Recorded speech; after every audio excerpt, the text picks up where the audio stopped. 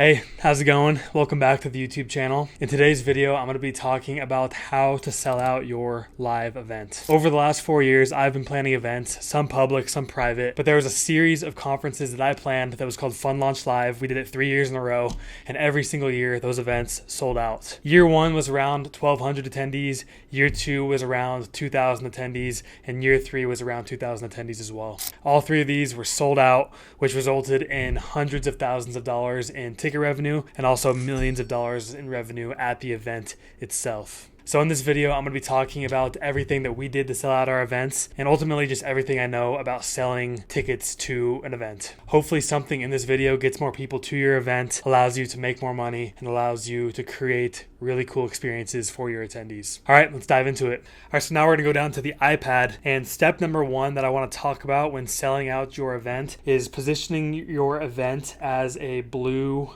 ocean. Well, if any of you are familiar with marketing, especially Russell Brunson and the whole ClickFunnels movement, I'm sure you heard of blue ocean and red ocean strategies. But essentially, a red ocean is an industry or a market that is super saturated, and a blue ocean is a new opportunity. I'm sure you've noticed this, but there are so many events happening right now. It seems like every time I open up my phone, go on Instagram, go on Facebook or YouTube, whatever it is, I'm seeing ads to some sort of conference about, learning how to start a business, learning how to make more money, learning how to invest, learning how to lose weight, learning how to get more fit, or just networking events to go meet other people. Whatever it is, there are so many events happening right now, and it's easy to get just swallowed up in the events industry. So that's why it's very important for you to position your event as a blue ocean or a new opportunity, something that is unique and that hasn't happened before. Now, before you go and freak out and think that you have to go and reinvent the wheel, it's actually really not that hard to create a blue ocean or a new opportunity for your event. A lot of this is done in the name of the event and the niche of the event. I'll give you a few examples. Let's start off with a conference on real estate. If you were to stay right there at the surface level and your event was called Real Estate Con and you were just teaching people how to invest in real estate, that's kind of a saturated market. It's a red ocean, and it might be really hard to get people to come to your event. However, if you focus in and you still keep the topic of real estate, but really hone in on the niche, for example, how to invest in real estate on the West Coast of the United States as a working professional, that goes a few layers deeper, and you're going to be speaking directly to people that might want to come and attend your event. No longer are you trying to cast this wide net over the real estate market. You're casting a smaller net over people that want to invest in real estate, but real estate on the West Coast, and also people that are working professionals, so they have a 9-to-5 job, but they still want to get started in real estate. This is actually something called finding a blue ocean within a red ocean. I'm going to draw this on the iPad so you can get a better idea. All right, so right here, I'm going to draw out my red ocean. So do red ocean, and you can see right here, there's lots of blood, lots of carnage, lots of competitors, and you could even say that this is the real estate. Wow, that's a crazy S. This is the real estate market. So a lot of people think with the red ocean, blue ocean strategy, you have to go and create this whole new ocean that's just nobody's in there. It's a brand new, opportunity, which yes, you do want to find the new opportunity, but you don't need to create a whole new industry. You can actually find blue oceans within red oceans. So if you can see right here, there's a little gap. We're going to draw a circle, come out here, kind of put it under a magnifying glass. And let's say there's a little bit less carnage and a lot fewer competitors. This is your blue ocean, and you found that within the red ocean. So the example that I just mentioned, over here is real estate, but over here, this ocean is people that want to invest in real estate on the West Coast that are also working professionals. Then if you wanted, you can go deeper on that, and you can find another pocket in this blue ocean, come up here, and then there's going to be less competitors, and it's going to be smaller. It's going to be more of a niche, but then you're going to be able to speak directly to the people that would be coming to attend your event, and you'll be very honed in on who your avatar is.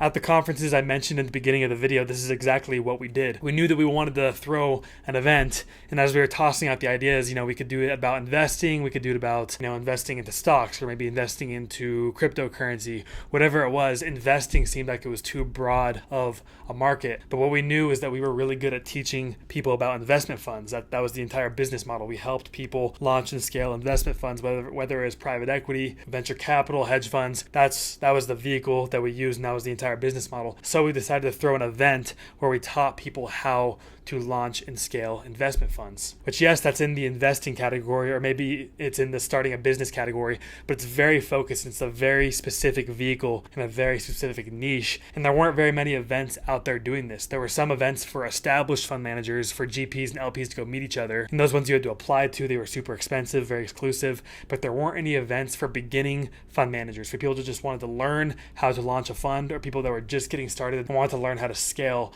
their current fund that was super small. And that's why it was so successful. It's because we were able to find this crystal clear blue ocean within a massive red ocean. It's not reinventing the wheel. It's just strategically positioning yourself to speak directly to your avatar. All right, hopefully that makes sense. We're going to move on to the next step. All right, so step number 2 when selling out your live event is to become crystal clear on the objective of the event. So what is your objective? This should be the question that you're asking yourself at the very beginning of the planning process. Before you even book any venue, any speakers, before you sell any tickets, you really need to figure out the objective of the event. Why are you throwing the event? What problem are you solving? I actually have a framework that I use before I plan all my events called the North Star framework, and it's a series of questions that I ask myself so I can get crystal clear on the problem I'm solving, the product that my event is, because your event really is a product, who my attendee is, what are their internal false beliefs, external false beliefs, and ultimately why I'm planning the event. I'm actually going to go ahead and write a few of those things down for you. So some questions you should be asking yourself are about the problem. So what problem is your event solving? You should be asking yourself, who is my attendee? You should be breaking down their internal, external, and even their false beliefs about the vehicle, like what you're teaching. Like you should be breaking down the false beliefs about like what's inside of themselves. What thought patterns and beliefs might they have that's holding them back internally? What beliefs and thought patterns do they have about the external world that might be holding them back? And also, why might they not trust your vehicle? What false beliefs do they have about what you're teaching? For example, when we teach people about investment funds, there's a lot of false beliefs about the vehicle. I don't know if funds work. I don't know if they'll work for me. They seem too complicated. I feel like I have to go work on Wall Street for 20 years to even start a fund, maybe get a college degree from an Ivy League school. There's so many false beliefs, and it's our job to break down those false beliefs in the marketing and the content that goes out before the event, but also at the event itself. And that's why it's super important to become crystal clear on your attendee, their internal false beliefs, external and vehicle false beliefs. Another question is, what product are you selling? Now, this could be a product at the event itself, or if you're just planning an event in general, what product is your event? What industry are you in? What business are you in? How are you helping your attendees? What are you selling? How are you making money? Why is it worth it for somebody to give you money in exchange for a ticket to your event? All of this is extremely important to understand before you even start planning your event, let alone selling the event out. Because let me tell you, I've been to plenty of events where the problem that they were solving is not clear. And although I found myself at that event, so they happened to figure out a way to sell me a ticket, when I got there, my experience was really bad because it seemed like every single speaker would contradict the other one. It was so chaotic, there was no flow, and there was no clear message. And it really decreased my experience as an attendee. And actually that same event that I'm talking about, they did that event the next year, and the ticket sales were way down because one, people had really bad experiences at that first event, but also in their messaging and their marketing, you could see it. And especially since I had been to the event already, I could see how there was actually no real problem that they were solving, and they didn't really know the objective of the event. All right, I'll stop going on about this, but please, before you start planning your event, figure out and get very clear on what the objective is. All right, so moving on to step number 3, we're actually going to get into some selling tactics now. And the first one that I want to talk about because it's very easy to miss, and that is sell to your pre-existing audience. Now, I know this might be a little subjective. Now, I know this only applies to people that do have a pre-existing audience, but even if you have a couple hundred followers on Instagram or a couple hundred people on your email list, you should be selling to them first when you are selling tickets to your event. And when I say pre-existing audience, I mean your email list, social media,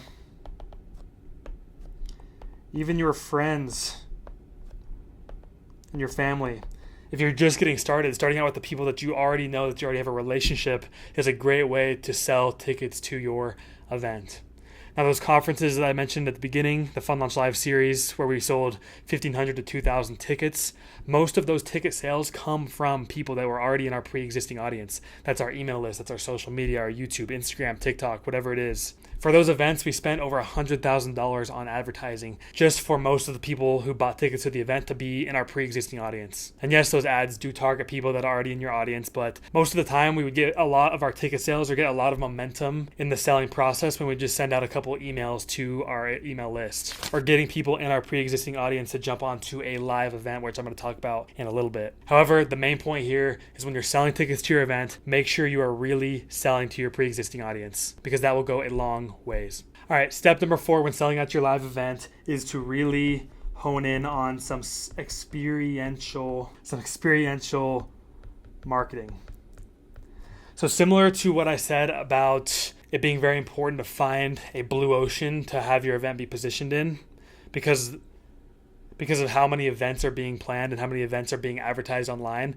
This is really why it's important to be an experiment. This is actually why it's also important to be an experiential marketer. And that's because there are so many ads being ran, so many events that are trying to get people to come and attend. You can't really just get away with running a couple ads on Facebook and sending a couple emails anymore. You have to get creative, and you need to make yourself stand out, and it has to be exciting. Because one thing I'll say is selling tickets to an event is one of the hardest sells that you'll have to do. Because not only do they buy tickets to your event, they have to buy a hotel, they have to buy plane tickets, they have to take time off work, they have to leave their family. There's a lot of different layers to the sell. So inside of your marketing, you can't just say, hey, come attend this event. Click the link below. Maybe you can for a couple attendees, or if you just have an amazing niche. But from my experience, you have to get very creative and very experiential with the marketing, because it is such a hard thing to sell. You need to make it as enjoyable and as frictionless for the attendee. Now, the first type of experiential marketing that I want to talk about is just simply doing a launch. And seems very simple, but you'd be surprised at how many events out there just turn on ads, send out a few emails, and they don't really do a launch. They just slowly sneak their way onto all these platforms, and all of a sudden you're like, oh, these people are throwing an event. There's no real excitement to it. There's no boom. There's no anticipation. There's no tension building. It's just kind of like a soft launch, and it's very anticlimactic. For all of our events that we sell tickets to, we always do a launch. And this starts months in advance before we even announce ticket sales. It starts off with dropping a hint that something's coming, building anticipation, sending out a few emails to our list that are about what's going on but don't really reveal what the secret is. And usually for our launches, we get a bunch of people onto a live virtual event, a webinar, and then we'll announce the event to everybody, and we'll drop some early bird ticket prices. And it's like this massive pressure releases. We've been talking about it for months, and finally people get on this call, they find out that we're throwing an event, and they get to buy tickets for the cheapest price ever right now on this call. And it's like all this pressure has been building and just releases, and we usually sell a lot of tickets during this time. Usually 10 to 15% of our tickets are sold during this launch / early bird pricing period. And it really just gives you a lot of momentum going into the rest of the marketing period. If you can get 15% of your tickets sold at the launch, then it's not as stressful in the months to come as you're getting closer to your event. So I'd highly recommend doing a launch for your event. Don't just start running ads and just start talking about your event. Make sure you build anticipation, you send out emails, you build a lot of pressure around the event, and then you release it. A few good resources to learn about launches online are going and watching all of Steve Larson and Russell Brunson's content on dramatic demonstrations. They really dive deep into all of the aspects of a launch, and it's very, very helpful material. Also, there's a great book called Launch by Jeff Walker, which is mainly written for launching a business, but you definitely can apply some of those principles to launching your event as well. All right, so up next, I want to talk about some creative ticket campaigns. Now, from my experience, it's actually pretty hard just to sell tickets as they are for an event. What I mean by that is just having one standard price for the tickets. Maybe there's a GA price, there's a VIP price, and it's just the same the entire time. That's a hard sell because it really doesn't give anybody any scarcity. There's no reason to buy now. Essentially, someone could just wait until the very end to buy a ticket if there's no change, if there's no pressure being applied, or if there's just no reason to act now. I know that's how I am when I'm buying tickets to either a concert or an event or a party, whatever it is. Unless there's an actual reason to act now, I'll wait until the latest possible time to buy it. Just because it's kind of at the back of my mind, I don't want to go through the pressure. I don't want to go through the process of like taking out my credit card and then it kind of takes like 15 minutes. And this is how most people are when they're buying tickets to something. So a way to combat this is to have some creative campaigning strategies. All right, so now I want to show you a few creative ticket campaigns that I've used in the past to sell tickets to events. The first one I want to talk about is the tiered model. So this one's super simple, and a lot of events already use this strategy. But for those that don't, this could really help you sell a couple hundred more tickets to your event, or even just sell tickets earlier so that you don't have to be so worried once you get close to the event. And the tiered model is just simply having tiers of ticket prices as you get close to the event. So let's say you're selling 1,000 tickets. You can have the first 250 be at the lowest price, and once they get to that point, you can go up to the next price for those next 250. Then once 500 are sold, you go up to the next price. Then once 750 are sold, you go up to that final price, which is much more expensive than it was early on. And you kind of go at it from a tiered approach. This is helpful because it actually gives people a reason to act now. If they want to buy a ticket at a cheaper price, they should buy it right now. And when it goes up to that next tier, they can't go and access that cheaper price. They have to buy it for a more expensive price, which is just really a bummer.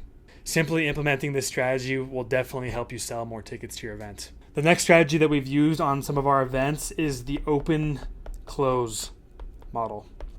Now, this one's a little different than the tiered model. The open-close model is that you just open up ticket sales for an unknown period of time, and then you close them for an unknown period of time as well. This one is effective because once the tickets are open and they're available to buy, people have no idea when it's going to be open again, or if it even will be open up again, or even if it will be open again. So psychologically, this applies a lot of scarcity to buy tickets now. And something that you can do to increase the effectiveness of this model is to kind of incorporate it with that launch model that I just talked about.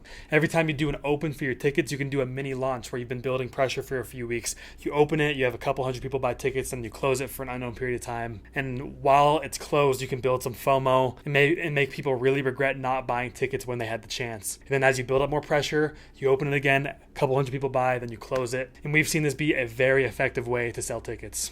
The last campaign strategy that I want to talk about is the application only strategy.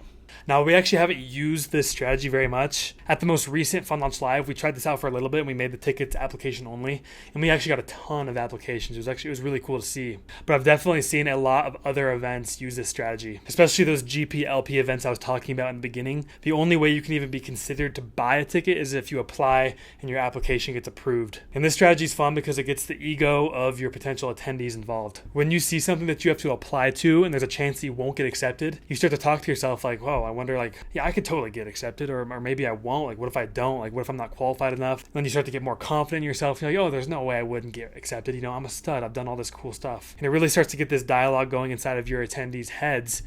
And people just have that curiosity. They want to find out if they would get accepted to something. And also on the back end, when they do get accepted, it's like when you apply to college and you get accepted to a university, it's like this really cool feeling of, hey, I applied to something, other people did, some people didn't get it, but I got it. And it's a very big ego boost. So when you make people apply to your events, it makes it much more exclusive, and it actually makes it much more rewarding when they get accepted. And off that rewarding feeling, it's going to make them much more likely to actually buy tickets to your event because they got accepted. There are a ton of events that use this strategy. I haven't used it that much, but when we did, it actually works pretty well. So if you're looking to get creative with your campaigning strategy for your future events, I definitely recommend trying out the application-only strategy. All right, the next experiential marketing strategy I want to talk about is gamification.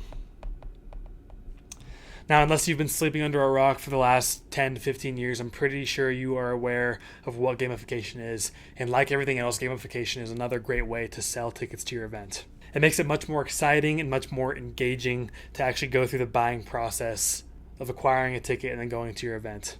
Because like I said a few minutes ago, when I'm buying something to an event, it's like I don't really want to go through the buying process. You have to take out your credit card, you have to put it in online, then you actually have to spend the money, and it kind of sucks.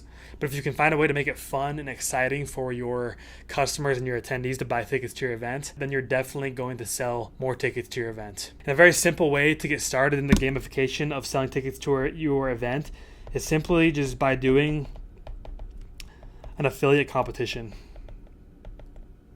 Now, this is super simple, but I've seen a ton of events use this strategy, and it usually works pretty well. The way it works is once someone buys tickets to your event, they have an opportunity to become an affiliate of your event. And the more people they refer to buy tickets to your event, the better their reward is. And that could be cash prizes, it could be experiences, it could be an upgrade in their ticket. Whatever it is, just make it worth it for them to go and refer their friends. I've even seen events do an affiliate competition where at the event, they'll give away this massive prize to their top affiliate on stage. Sometimes it's a car, sometimes it's a trip, whatever it is. It's definitely worth it for people to go and refer, 10, 15, 20 people to the event. Now, there's lots of other gamification strategies when selling tickets to an event, but this is just one example I want to give. But I'm sure if you take some time, you can definitely come up with some other strategies as well. All right, the last experiential marketing strategy that I want to talk about is virtual events. And this is fitting because we're talking about using virtual events to sell tickets to a live event, which also could be virtual. It doesn't have to be an in-person event that we're talking about. But regardless if it's in person or virtual, leveraging virtual events to sell tickets to that event is a very powerful tool, and we have used that a ton when selling tickets to our events. And when I say virtual events, this can be pretty much any type of virtual event. It could be a challenge, it could be a webinar, it could be a Q&A, it could be a quarterly party where everyone in your community gets together and talks about the market, talks about whatever it is your vehicle is, and at the end of that call, you offer a chance for them to buy tickets at some sort of discounted price. Whatever it is you decide to do, getting people onto a virtual event, getting them in one place, they're engaged and they're listening to you talk, is a very powerful way to sell tickets. There's two things I want to highlight when talking about virtual events. The first is that these work much better when you have some type of special offer structured for people that are on the event. There's got to be a reason for them to come and attend this event, and there's got to be a reason for them to act now on the event. Usually when we're using virtual events to sell tickets, we'll do some sort of discounted price, or this could be that open-close model where the tickets are only open to people that are on the call, and once the call's over, they close again. Whatever strategy you use, make it worth it and make them feel like it was a good use of their time to come onto this virtual event. And also just make it a no-brainer for them to buy tickets. The last thing I want to mention is that it's important that you provide a bunch of value on these virtual events because people are gonna associate this virtual event with the event that you're selling tickets to. And if you get on there and you just pitch the entire time just trying to get them to buy tickets to the event and you don't really provide any value, that's going to be a bad experience for those attendees and they're most likely not going to buy tickets to your event. However, if they get on this virtual event and it's a great time and they meet people and they learn a ton from you and you provide a lot of value and you do some giveaways, it's a really cool offer at the end. And they feel like if they walked away from the virtual event without buying a ticket, it was still a good use of their time. That's when you provide a lot of value and they're going to associate that value with the event that you're trying to sell tickets to, which is going to increase their likelihood to attend that event. I feel like that's just a good rule of thumb in general. Whatever you're doing, just make sure you provide a tremendous amount of value to the people that are buying the product, attending the event, whatever it is. So step number 5 in selling out your live event is to legitimize your event. I'm pretty sure that's how you spell legitimize. But when you are selling tickets to your event, you want to make sure your event is legitimized. So what are some good ways to legitimize your event? Well, the first one that's kind of a no-brainer is to sign speakers. So something I've heard a lot in the events industry, and I've also experienced this as well, is that speakers don't really sell that many tickets. If you sign some speaker to your event, whether they're motivational or they're talking about your niche, whatever it is, they might sell a couple tickets from their pre-existing audience. But from what I've heard and also what I've experienced, speakers don't really sell a bunch of tickets. But what they do is they legitimize your brand. If you sign a speaker that has an established audience and they're an established authority in whatever industry they're in, and they have decided to speak at your event and associate their brand with your event, that makes your event seem much more legit. Because if your event tanks or your event's a scam or something goes wrong, that speaker is also going to be kind of dragged down with you. So signing speakers to your event is a good way to legitimize your brand and show people that it's actually a real event and that these people are also believing in the mission or in the content that you're going to be teaching. Another great way to legitimize your event is to sign some sponsors. And that is the exact same psychology as signing speakers, is if you are signing sponsors or these other companies are choosing to associate themselves with your event to an attendee or to somebody that's looking at buying tickets to your event, that just makes your event much more legit and shows that it's actually real, it's established, it's happening, and that people are willing to associate themselves with your event. Another way to legitimize your event is to leverage footage and testimonials. So what do I mean by footage? What What I mean by footage is leveraging footage from previous events that you've planned. Now, this might not work if you've never planned an event before, but even if you have one event under your belt, use footage, use pictures from that event to sell the one that you're currently planning, because this will just show people that you've done this before and it's actually real. That being said, it's not necessary. At the first event that I planned, the 1,200 person conference in Las Vegas, that was the first event we had ever planned. So we didn't have any B-roll. No, there was no footage showing that this event had happened before. And somehow we were still able to sell 1,200 tickets. And I think a lot of that was because we were able to position ourselves into that blue ocean. But now that we have done it for 4 years, I can definitely say it's much easier to sell tickets when you have footage to leverage that shows that you've done this before and that it's a real event. And also, testimonials is a great way to sell more tickets and legitimize your brand. If there are videos or images or little excerpts from people that have attended events in the past, or even people that have just bought products from you in the past, saying how good of a person you are, how valuable your product is, how cool your event was, this just further legitimizes your brand and your event. The last strategy I want to talk about for legitimizing your event is to have a ticket counter on the websites that you are selling tickets on.